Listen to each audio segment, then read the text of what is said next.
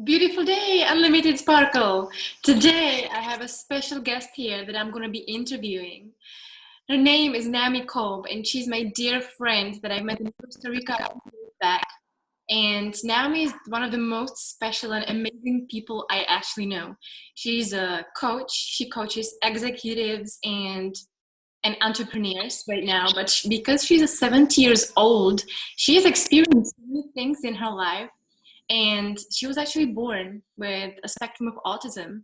So her life wasn't always so easy. She felt very socially awkward growing up, super introverted and left out, maybe.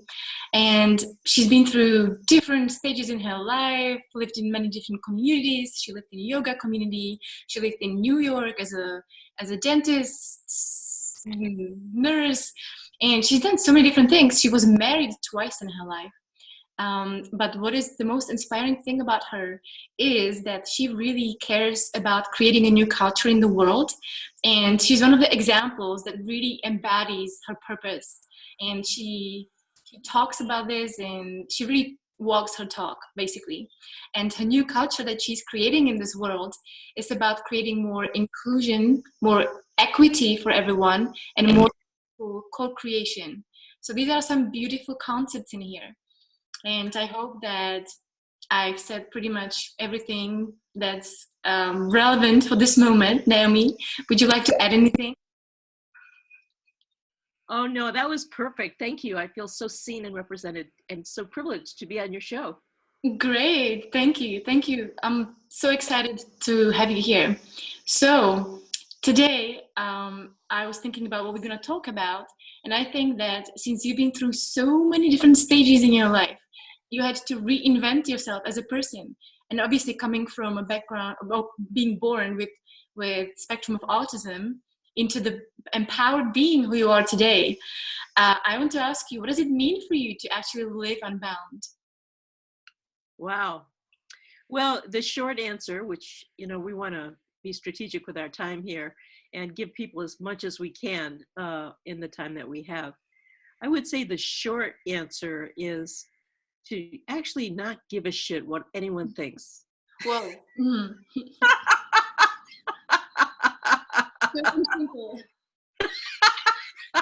And that was an example. Um, people are, all of us have filters, have judgments, we bring to each moment of now and to every moment of relating all of our past, all of our conditioning, all of our uh, the paradigm we live in. We bring so much and are hardly ever actually present to each other. Mm-hmm. So people are reacting to who they imagine you are, mm-hmm. who they think they see, perceive, and feel that you are, but not to who you really are. Mm-hmm. So to be insulted or put off by or surprised by other people's reactions is so counterproductive to being ourselves and enjoying each moment of now through our five senses. Mm-hmm. And I practice, I'm not saying I'm perfect. I'm saying is whenever I don't do this, I notice that I don't do it and I get back.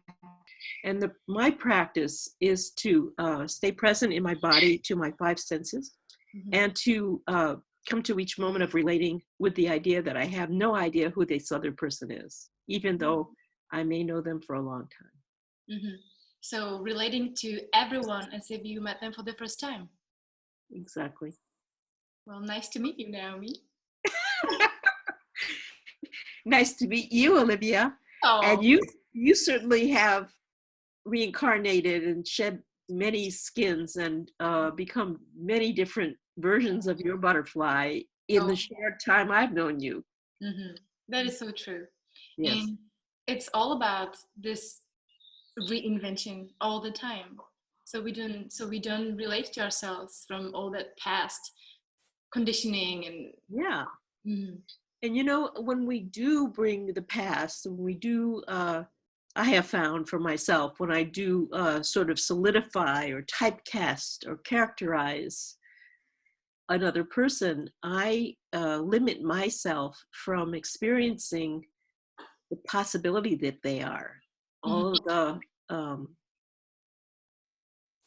all of the stuff that I have no idea about that they are. Mm-hmm. And how do you do that? Do you have any tools or any specific ways? Because it's easy to say, oh, just be yourself. But is there anything that specifically you can suggest to people who've never heard any of these concepts to do? I would say adopt a practice of curiosity. Mm-hmm. Ask questions. You're demonstrating this right now. You're behaving like you have no idea who I am and asking great questions so that I can open myself and reveal what's behind the mask of what you see. So curiosity rather than assuming. And there's always some assumptions we have. There's always some assumptions I have about other people, assumptions I'm not telling them about, and judgments, and it's there. Is it normal? Shall I just leave it there? Shall I try to erase it, fight it, or should I just enter curiosity? That's a great question, and yes, I would say just begin practicing curiosity, and acknowledge, genuine acknowledgement and appreciation of others allows them to soften, to release and put down any armor they are carrying to defend themselves against their anticipated attack from us, anticipated judgment from us.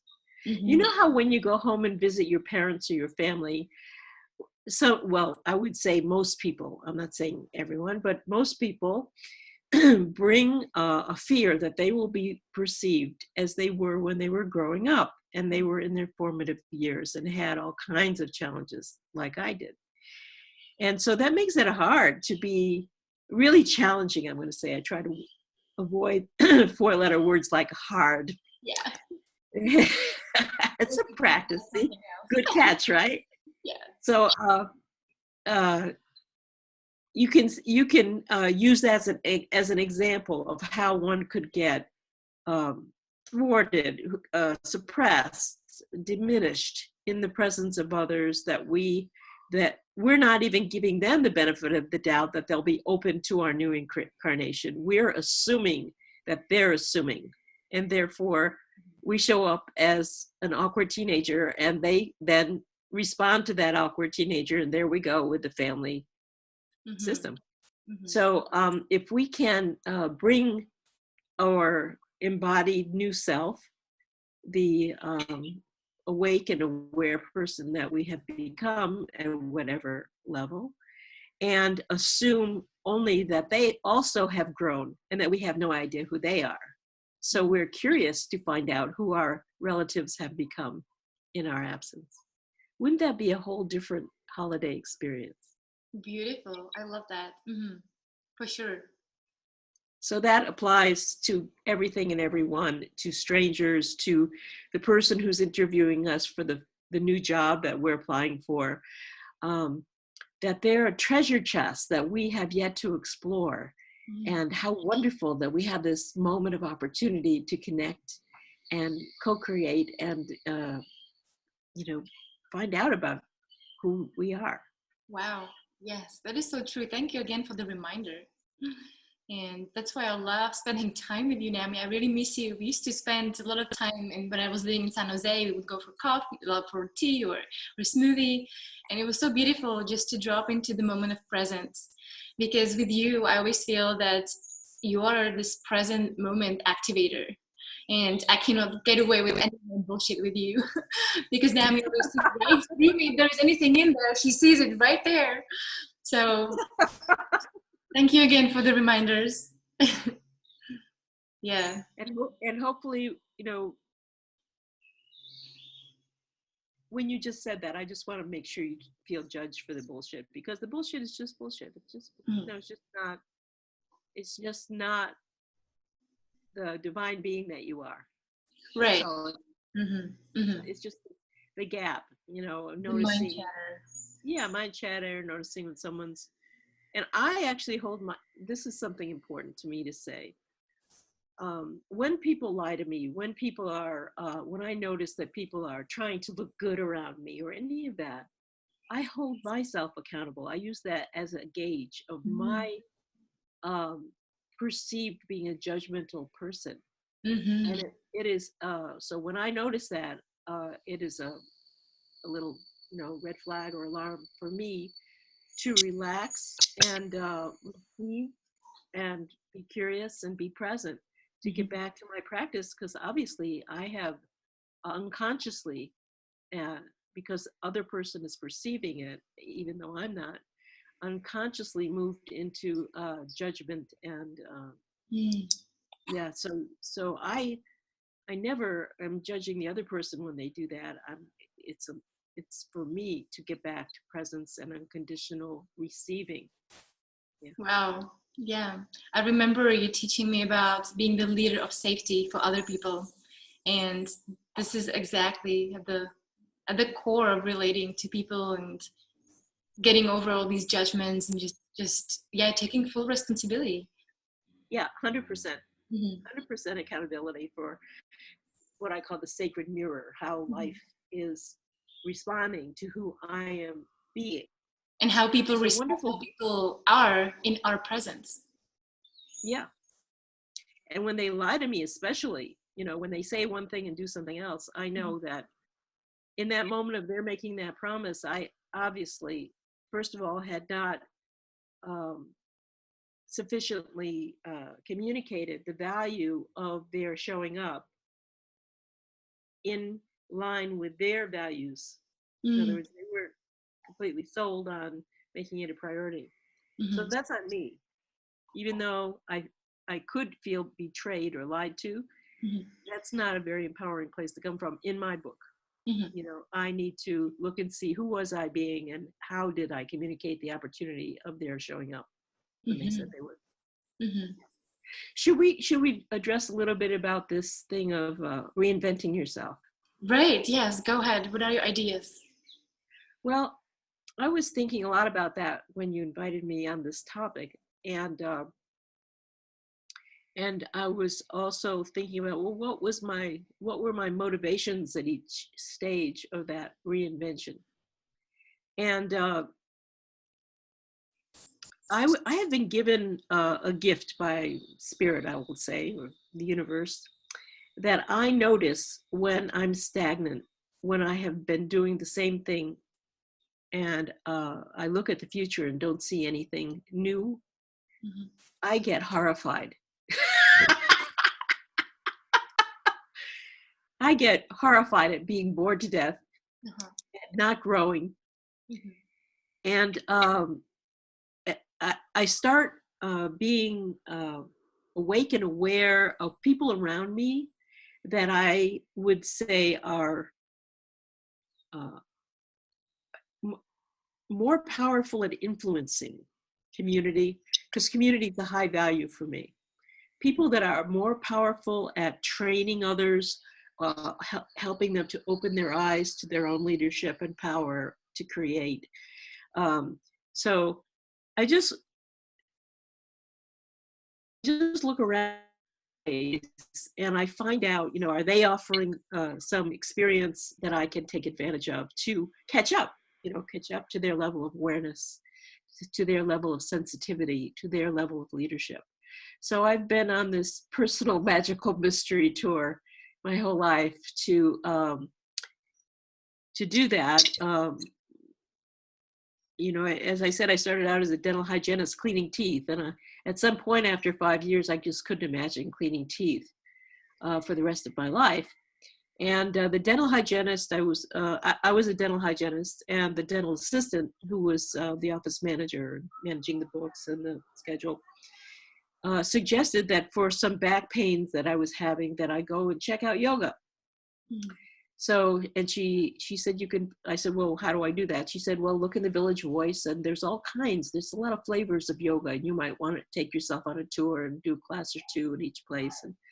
and see what feels good to you, which teacher feels right for you. So I did that. And then began commuting to a yoga place a little bit upstate, and then coming back to the city for about 6 months and noticing how different the culture was in the yoga community from the dental office in New York, and wanting to move more in the direction of yoga. So, after a few, eventually I found myself in a Kundalini yoga ashram, wearing a white turban and white clothes for 7 years, learning all about Kundalini yoga. And I was already a vegetarian from my first yoga experiences, but learning a lot about international vegetarian cooking. Began to teach cooking classes in that period, teaching yoga, Kundalini yoga. And then I got matched up after 4 years of celibacy to a man who was, the guru and my local teacher thought was appropriate for me. And after 3 years, we parted ways, no children. And I again found myself looking for what's next, because I didn't want to be in the yoga community and celibate anymore. I had thought I was getting married to have children and have a family. And after several, first of all, being a couch surfer for a year because I only had white clothes and I had no job and I was a misfit in society. I surfed with other of the yogis that had come around for the cooking classes and stuff. I had community connections and made my way. And eventually moved to San Francisco Bay Area from Denver, where I had been in the yoga community, and became a recruiter. Whole different lifestyle, but that was what I could do without a big resume, on commission, and moved into a kind of a sales personality and learning how to negotiate and learning all those skills, business skills in a corporate environment, because I had to make a living and that was what was available. Yep. So there are a lot of other chapters within those chapters, especially within the Sikh community. I mean, I did a lot of things. My husband was an exterior painter of new construction, so he was painting condos in Denver during the boom. And I was the one on the high ladder doing tape and paper to protect the windows that were already installed and the light meters and things like that. So that was outdoor year. Seems like there was so much variety, going from yoga to going some recruiting agencies, and a lot of variety. Would you say that this definitely contributed to your, to the successful person who you are today? I would say so, because I could relate to just about everybody. The kind of work experience they have, whether they're married or single. I have a lot of experiences in my past. I went through an abortion at one point. I was raped when I was 21. I have compassion for life experiences that people get to deal with. And I have dealt with them and moved beyond them, integrated them into my personality, released any judgments of myself or others about those things. And so, yes, I have a huge capacity for identifying with a lot of people because of the vast experience that I've had. Great. And yeah, these days I'm available for coaching. I have a signature workshop, which you've experienced, called The Freedom to Ask. The freedom to ask. Yeah, what a wonderful concept, just the title. Yeah, that's like from the bedroom to the boardroom, because so many people don't ask for what they want, especially in the bedroom. Exactly. Everywhere. It's everywhere. Yeah, feel intimidated in the boardroom. And then we have this Meet Your Soul 30-day video experience, where people get over whatever shyness they have in front of the camera, so they can have conversations like this or represent themselves on or offline without all the mind chatter, and fall in love with themselves during those 30 days. Yes, amazing. Well, I'm going to leave some links in the description for people who are interested more into seeing more of your work. And before I let you go, I'm so tempted to ask you this question about regrets, because not many people make it to 70 years old. For me, it's such a big accomplishment. It's almost like playing a game and going into the next level and to the next and to the next. And it's like being 70 years old and being healthy and being happy and wealthy and sustained and having wonderful community around you. It's such an accomplishment. So I want to ask you about your regrets when you're looking back into your life. Would you remember it? What would you do differently? Or, from the perspective of young people, because most people who watch right now are way younger. Yeah, I would say the only regret I really have is that I worried too much about money. Mm-hmm. Yeah, worrying is so counterproductive. You know, there's a big distinction between planning Mm-hmm. and worrying. So I would just recommend that people plan once a month, Mm-hmm. and then within that once a week and the night before about what activities they'll need to accomplish their larger vision. Only once a month? I plan every day. Well, no, they can plan every day, but I'm just saying that sometimes people hang out and have a lot of mind chatter about, oh my God, I'm going to end up on the street. Oh my God. And I haven't done enough. I What haven't if, did enough. I haven't made enough. Mm-hmm. yeah, what if the economy collapses? What if? Mm-hmm. All that stuff. Just let it go. Do your planning and let it inspire you and activate you inside of your larger vision and goals for yourself, your community, the planet. But don't spend time worrying. Just that would be the only regret. Great. Amazing. I love that. Well, Naomi, thank you so much. It was wonderful having you here. And Bless you, Lydia. See you later. love you. Ciao. Bye-bye.